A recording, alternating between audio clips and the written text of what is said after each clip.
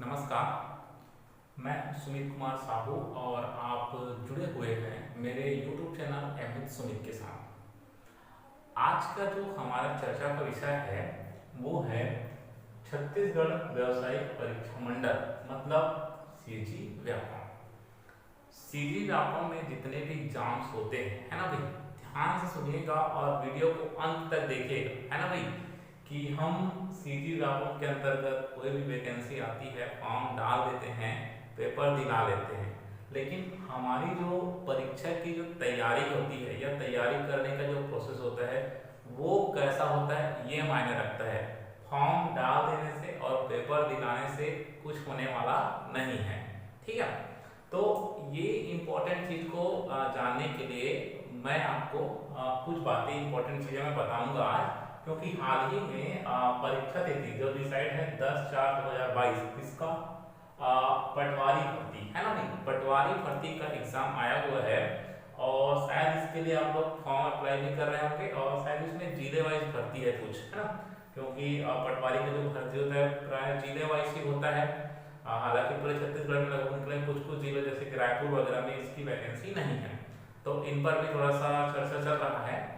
तो आज का जो हमारा चर्चा का जो विषय है वो ये है कि जो सीजी व्यापम की जो परीक्षाएं होती है, लगभग जितनी भी परीक्षाएं होती है और उनका उनका जो एग्जाम होता है लगभग 150 का होता है, ये लगभग 150 का, किसी किसी एग्जाम में 200 तक का हो जाता है, कोई में 100 तक का। लेकिन प्राय आप देखते हैं कि अधिकतर जो एग्जाम होता है वो कितने का होता है, 150 मार्क्स का होता है। और 150 मार्क्स में जो टॉपर का जो नंबर जाता है, अभी तक मैं देखा हूँ 120, पिछला वाला जो अभी हुआ था फूड इंस्पेक्टर का शायद, है ना, तो उसमें 121 ये गया हुआ था। तो मान के चलिए मोटी मोटी बात, आपको अगर बेहतर अंक लाने आए, मतलब बेहतर अंक अर्जित करना है या सिलेक्शन पाना है, तो आपका भी जो मार्क्स है 150 में 120 आप टारगेट मान के चलिए। 120 कितने में, 120, 150 में आपका 120 आना चाहिए, है ना। कितने लोग एग्जाम दिला रहे हैं ये मायने रखता है, आपका टारगेट मायने रखता है कि आपको कितने अंक अर्जित करने हैं, है ना। क्योंकि फॉर्म तो डालेंगे भैया 2 लाख 3 लाख लोग फॉर्म डालेंगे, लेकिन आपको अपने एक पोस्ट पे फोकस करना है ना, और एक पोस्ट आपको अर्जित करना है तो आपका 150 120 आना चाहिए। आप ये मान के चलिए, ये मान के चलिए। उसके बाद ये लाख लोग दिला रहे हैं, 2 लाख दिला रहे हैं, कोई मतलब नहीं है ना। तो जैसे अभी फिलहाल जो पटवारी भर्ती है और मैं राजनांदगांव जिले का देख रहा था, तो उसमें केवल लगभग 15 पोस्ट है ना। अब 15 पोस्ट है तो उसके लिए आपकी तैयारी कैसी है, फॉर्म तो सभी लोग डाल रहे हैं, है ना भाई, तो उसके लिए जो तैयारी है वो कैसी है और उसका जो सिलेबस है ना, उन पे थोड़ा सा चर्चा करेंगे और तैयारी किस प्रकार करें इस एक महीने में। क्योंकि आज लगभग 7 तारीख हो गया, तो उधर का अगर हम जोड़े तो 30 है ना, हालांकि हाँ ठीक है 30 ही दिन मान के चलते हैं और उसमें इतना सारा चीज आपको कवर करना है, क्योंकि इतना चीज कवर नहीं किए हो, पेपर दिलाओगे आओगे घर, है ना। तो ये चीजों को देखते हैं और हम किस प्रकार तय करें, क्योंकि हम जो बड़ा सेक्शन है ना भाई, उसको अगर आप पहले से नहीं पढ़े हो तो तैयारी तो कर ही नहीं सकते, क्योंकि बेसिक से पढ़ना होता है ना, क्योंकि थोड़ा सा जो लेवल है वो थोड़ा हाई हो रहा है। तो चलिए सबसे पहले सिलेबस पर चर्चा कर लेते हैं कि सीजी व्यापम में जो पटवारी भर्ती की जो परीक्षा है ना भाई, अभी जो होने वाला है, तो उसमें क्या कौन कौन से विषय का समावेश है और किस प्रकार हमको इसको पढ़ना चाहिए, ठीक है। उसके बाद मैं एक एक विषय को लेकर के भी आपको बाद में चर्चा कर दूंगा, ठीक है। तो ये सब आपको दिखाई दे रहा होगा। चलो शुरू करते हैं। सबसे पहला है कंप्यूटर। एक इंपॉर्टेंट भाग हो जाता है पटवारी भर्ती की जो परीक्षा, उसके लिए कंप्यूटर सेक्शन, है ना। कंप्यूटर सेक्शन से 20 अंक के प्रश्न पूछे जाते हैं। इसका आपने सिलेबस भी देखा होगा, तो सिलेबस के हिसाब से आप पढ़ाई कर सकते हो, लेकिन उसमें भी और कुछ चीजें जाननी होते हैं, मैं उस पर विशेष चर्चा करूंगा, है ना भाई। तो कंप्यूटर सेक्शन से आपका जो आता है 20 अंक के प्रश्न पूछे जाएंगे, 20 प्रश्न रहेंगे और 20 अंक रहेंगे, ठीक है। हिंदी में आपका 10 अंक, अंग्रेजी का 10 अंक, गणित का 30 अंक, मानसिक योग्यता का 15 अंक, छत्तीसगढ़ के 15 अंक और समसामयिक समसामयिक घटनाएं मतलब करंट अफेयर के आपके 15 अंक, ठीक है। तो अगर आप यहाँ से यहाँ तक को टोटल करते हो, ध्यान देना, तो ये आपका हो जाता है 115 शायद, हाँ ठीक है, 115 इतने हो जाते हैं, ठीक है। तो मैं ये बताने का प्रयास इसलिए कर रहा हूँ क्योंकि आपको सिलेक्शन पाना है तो थोड़ा साइंटिफिक तरीके से पढ़ना पड़ेगा ना। पढ़ते तो सभी है, लेकिन जो जिनके पढ़ने का तरीका अद्वितीय हो वही सिलेक्शन पाता है, ठीक है।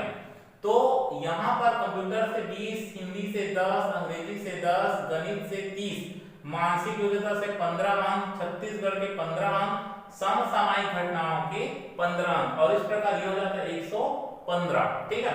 इसके बाद जो आपका सामान्य ज्ञान वाला सेक्शन होता है उसमें आपके 5 विषय मुख्य विषय समावेशित होते हैं, 5, इसके साथ साथ पर्यावरण वगैरह भी ऐड हो जाता है, दर्शन शास्त्र वगैरह, लेकिन हम इन्हीं 5 को ही मेन टारगेट करके चलते हैं, ठीक है। तो जो सामान्य ज्ञान वाला सेक्शन होता है उसमें टोटल 35 अंक के पूछे जाते हैं, 35 के पूछे जाते हैं, ठीक है। कितने के?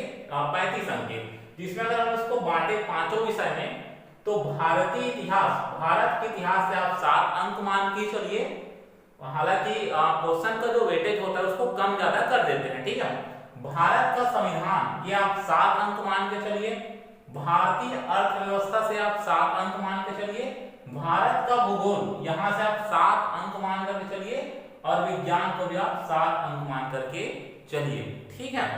अब देखो थोड़ा सा समझते हैं कि हम इसको पढ़ाई को जब करेंगे, पढ़ाई करेंगे तो इसको किस प्रकार हम स्टडी करें, है ना भाई। ऐसा नहीं है कि हम अपना पूरा ध्यान भारत के इतिहास, भारतीय संविधान, भारतीय अर्थव्यवस्था, भारत का भूगोल और विज्ञान, है ना, इन्हीं पे फोकस कर रहे हैं, इधर को पढ़ नहीं रहे हैं, तो कहां से होगा। इनको मिला के 35 अंक हो रहा है ना भाई, तो इतने मात्रा को पढ़ ले तो कुछ होने वाला नहीं है। तो हमें ये नहीं देखना है कि हमारी इंटरेस्ट केवल किसमें, इसी को नहीं देखना है, हमको अंकों के वेटेज के हिसाब से आपको पढ़ाई करना है, तभी आप बेहतर कर सकते हो, है ना। ये नहीं सोचना है कि चलो मुझे इतिहास अच्छा लगता है तो इतिहास ही पढ़ रहे हो, 7 अंक ला के क्या कर लोगे भाई, ठीक है। तो चलिए यहाँ से मैं थोड़ा सा और बताता हूँ, और इनको थोड़ा सा डिवाइड करते हैं स्टडी के हिसाब से। अगर इसको डिवाइड करें तो मैं तो ये कहूंगा कि आपको कुछ इस प्रकार बांटना चाहिए। कंप्यूटर को आपको अपने एक कालखंड में रखना चाहिए,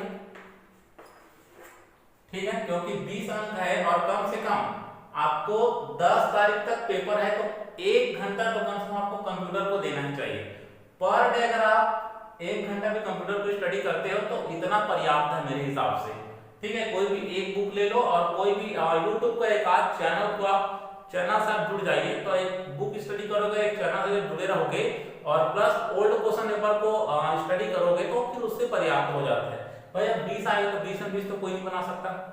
इसी प्रकार हिंदी और अंग्रेजी, हिंदी और अंग्रेजी को आप सेकेंड आपका कालखंड में रखिए। क्यों ऐसा?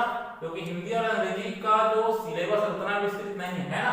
अगर आप दिमाग लगाइए, अगर 15 दिन पढ़ते हो आप, 15 टॉपिक कवर हो जाएगा आराम से, है ना। और अंग्रेजी भी, अंग्रेजी में देखो इसमें 2 चीज रहता है, एक तो वोकैबुलरी वाला सेक्शन रहता है जिसमें आपका सिनोनिम्स, एंटोनिम्स वगैरह रहता है ना, और एक भाग रहता है आपका ग्रामर का। तो मैं तो यही सलाह दूंगा कि अंग्रेजी के ग्रामर वाले सेक्शन को पहले पढ़िए। क्यों पहले पढ़िए? सीधी सी बात है भाई, वोकैबुलरी जो रहता है उसका तो कंटेंट बहुत सारा रहता है ना, बहुत सारे आपके सिनोनिम्स हो जाएंगे, वन वर्ड्स हो जाएंगे, एंटोनिम्स हो जाएंगे। तो पहले आप ग्रामर वाले भाग को कीजिए। यदि आपका अंग्रेजी अच्छा है तो बढ़िया बात है, ठीक है। तो एक भाग में आप रखें कंप्यूटर को, दूसरे में रखिए हिंदी और अंग्रेजी को, तीसरे कालखंड में आप इसको रखिए गणित और मानसिक योग्यता को। क्यों ऐसा? तो थोड़ा सोचिए, गणित और मानसिक योग्यता जो है, मैं तो ये कहूंगा कि मानसिक योग्यता में से अगर आप 15 टॉपिक भी पढ़ लिए अच्छे से, है ना, 15 टॉपिक अगर पढ़ लिए, 15 भी पढ़ने की जरूरत है, 10 टॉपिक भी अच्छे से पढ़ लिए तो मानसिक योग्यता बन जाता है। कौन कौन से 10 टॉपिक है ये आगे चर्चा कर लेंगे, और गणित में भी। और आपका टारगेट देखिए, हमको ये नहीं सोचना है जैसे आप स्टडी कर रहे हो, स्टडी करते समय ये नहीं देखना है कि हम इतना घंटा पढ़ेंगे, हमें ये देखना है कि हम अपना रोज का टारगेट फिक्स करें। क्योंकि मान लीजिए आप पहले दिन टारगेट करते हैं मुझे नंबर सिस्टम पढ़ना है, तो नंबर सिस्टम को पढ़िए और ये देखिए कि पिछले सालों में जो प्रश्न आए वो बनते हैं कि नहीं है। तो तीसरे में आप इसको सेलेक्ट कर सकते हैं, किसको? गणित और मानसिक योग्यता को देखो, एक कालखंड में अपने कंप्यूटर को 1 घंटे से ज्यादा मत दीजिए, बहुत होता है 1 घंटा, डेली 1 घंटा पढ़ोगे बहुत है। दूसरे में आप किसको रख दिए, हिंदी और अंग्रेजी को। तीसरे में गणित और मानसिक योग्यता को। तीसरे में आप चौथे में आप छत्तीसगढ़ को रखिए, थोड़ा सा विशाल इसका सिलेबस रहता है लेकिन उतना नहीं है, इसमें मेन कंटेंट को अगर आप पढ़ते हो, एक तो हो गया आपका इतिहास, एक हो गया आपका जनजाति, एक हो गया भूगोल, तो इन्हीं सबसे ज्यादा सवाल पूछे जाते हैं, ठीक है, ये आप देख सकते हो। तो इसको भी आप अपने हिसाब से देखो, कवर होना चाहिए। आपको ये देखना है, आपको ये देखना है कि सबको समान समय नहीं देना है, आपको ये देखना है कि सिलेबस कवर होता है कि नहीं, ठीक है। इसी प्रकार एक जो है आपको ये रखना है समसामयिक घटना, तो ये 1 2 3 4 और ये 5वां सेक्शन, और इसको रखिए आप अपने छठे सेक्शन में। क्यों? क्योंकि बहुत विशाल है भाई, है ना, तो इसको भले समय ज्यादा दीजिए लेकिन सबसे ज्यादा आपका जो फोकस है, आपका जो ज्यादातर मेहनत जो आपको देना है इनमें देना है। 1 2 3 4 5 6 और ये 7, ये 7 जो टॉपिक है इसको ज्यादा समय देना है आपको। उसके बाद आपके पास जैसे अतिरिक्त समय है उनमें इनको आप समय दीजिए, ठीक है, तो आपको फिर आसानी से हो जाएगा। जैसे मैं एक और थोड़ा सा हिंट दूंगा, जैसे आप मान लीजिए साइंस के स्टूडेंट है, साइंस के अगर आप स्टूडेंट है तो मैं विज्ञान के लिए बेहतरीन आपको तरीका बताता हूँ। यदि आप 9 और 10th का साइंस पढ़ लेते हो, कहाँ का, 9th और 10th, कोई बुक नहीं खरीदना है ना, 9th और 10th का अगर आप बुक भी अच्छे से पढ़ लेते हो तो मैं बता रहा हूँ 7 में से ना आपके 5 क्वेश्चन इजीली बन जाएंगे, मैं श्योर कहता हूँ। आप उसके बाद मैं दिखा भी दूंगा आपको, जो पुराने क्वेश्चन आए हैं वो हूबहू बुक से आए हुए हैं 9th और 10th। हाँ, अगर इसके साथ अगर ये आप कवर कर लेते हो 9th और 10th का, है ना, तो इसके साथ आप लुसेंट का एक बुक आता है साइंस का, ये आप कवर कर सकते हो चाहो तो, ठीक है। तो इधर के सेक्शन को क्या करना, जो इंटरेस्ट है उसके हिसाब से पढ़िए। एक दिन आप इसको पढ़ लो, एक दिन इसको पढ़ लो, और देखिए कि मतलब पुराने प्रश्न पत्र को देखिएगा कि किस किस टॉपिक से ज्यादा, जैसे भारत के इतिहास में आधुनिक भारत से ज्यादा सवाल पूछे जाते हैं, है ना, तो आप आधुनिक भारत अगर पढ़ते हो और मान लो 3 सवाल ही बन जाता है यहाँ से, तो बहुत बड़ी बात है। 3 से 4 सवाल, अगर 3 सवाल बन जाता है तो, है ना भाई। तो इसी प्रकार जैसे भारत का संविधान है तो इसमें केंद्रीय सत्ता से ज्यादा सवाल पूछे जाते हैं, तो केंद्रीय सत्ता पर थोड़ा फोकस कीजिए। भारतीय जो अर्थव्यवस्था है ना, तो इसमें आपका अटैचमेंट रहता है करंट अफेयर से, ठीक है। भारत का भूगोल इसी प्रकार आप देख सकते हो, ठीक है। तो मैं तो यही सलाह दूंगा कि आपका जो मेन फोकस है वो इधर होना चाहिए, और इतने को ज्यादा समय दीजिए क्योंकि ये 115 नंबर का वेटेज ये हो जाता है, और उसके बाद एक जो आपका जो कालखंड है उसमें इसको दीजिए, जिसमें जितना हो जाए कवर चलेगा, ठीक है। क्योंकि आपका टारगेट 150 में 150 लाने का नहीं है, 150 में 120 आना चाहिए, ठीक है। तो इस प्रकार आप पटवारी भर्ती परीक्षा 2022 में अगर आप बेहतर अपना देना चाहते हैं, है ना भाई, तो इस प्रकार आप समय डिसाइड कीजिए, मेरे हिसाब से तो आप बेहतर कर सकते हो, ठीक है। आशा करता हूं कि ये जो सेक्शन है आज का बहुत अच्छा लगा होगा। अगर अच्छा लगा है तो वीडियो को शेयर कीजिए, वीडियो को लाइक भी कीजिए, और चैनल में पहली बार जुड़े हैं तो चैनल को सब्सक्राइब कीजिए, ठीक है। और मैं यहाँ से अपने क्लास में नेक्स्ट जो क्लास आएगा मेरा, है ना भाई, नेक्स्ट जो वीडियो मैं अपलोड करूंगा इसमें एक आध, जैसे कि मैं हो सकता है कंप्यूटर को या तो फिर मैथ्स को मैं स्टार्ट करूंगा, ठीक है। जो भी हो, लेकिन अपने ओर से भी मैं कुछ कंटेंट प्रोवाइड करूंगा जो कि आपके लिए बहुत ही ज्यादा इंपॉर्टेंट रहेगा, ठीक है। तो मिलते हैं अगले क्लास में, तब तक के लिए धन्यवाद, जय हिंद।